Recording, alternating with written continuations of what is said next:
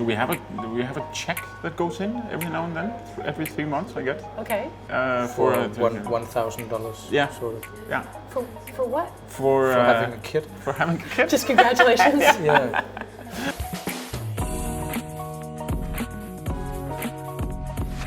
We've seen headlines calling Denmark one of the happiest places in the world.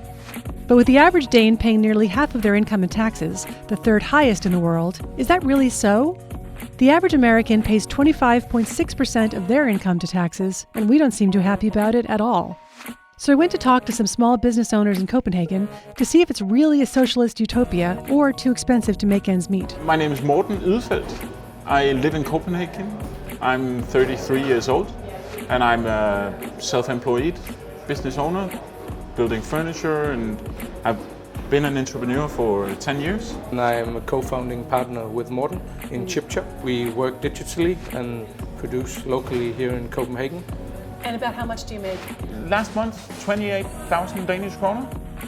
That comes out to about $50,000 for the year, but for their tax bracket, Morten and Chris each pay about $22,500 in taxes.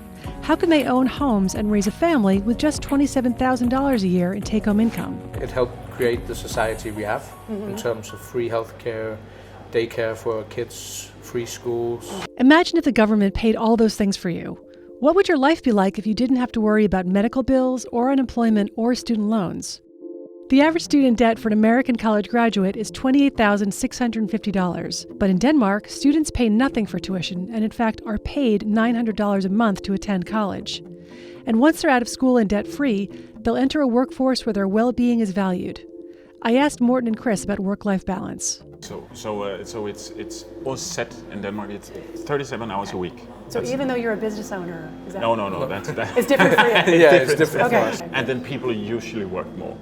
People we know here in Copenhagen who've also taken a university degree and doing definitely that is the trend. Yeah. People, your contract will say 37 hours, but you will work way more. You will work during the night. You will check your email. You will Okay. But I think if you go outside of Copenhagen, a lot of people work there 37 hours. They go home and they do whatever So they their like. work-life balance is much better. Yes. I think it's a city thing. So, okay, the idea that everyone works only 37 hours a week turns out to be something of a myth. But still, most workers here get a minimum of 5 weeks of vacation a year, compared to an average of 16 days for Americans. And Danish laws for parental leave offer 52 weeks off for new parents, while the US remains the only developed nation that does not require paid leave for new mothers. But it's not all rye bread and aquavit. Look, the reality is that half your income going to the government, well, that can sting. I feel it's. I can sometimes feel that it's a lot of money. You do? Yeah. Okay. You really have to consider where those money goes and what you Yeah. spend them for and what the government spends them on.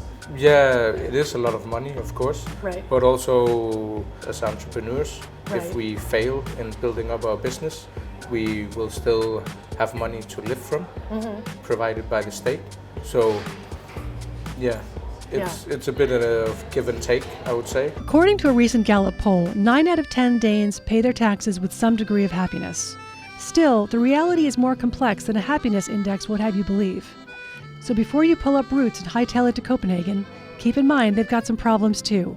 The taxes are high, the winters are tough, and the BBC recently reported that mental illness is on the rise. This might explain the Scandinavian obsession with death metal.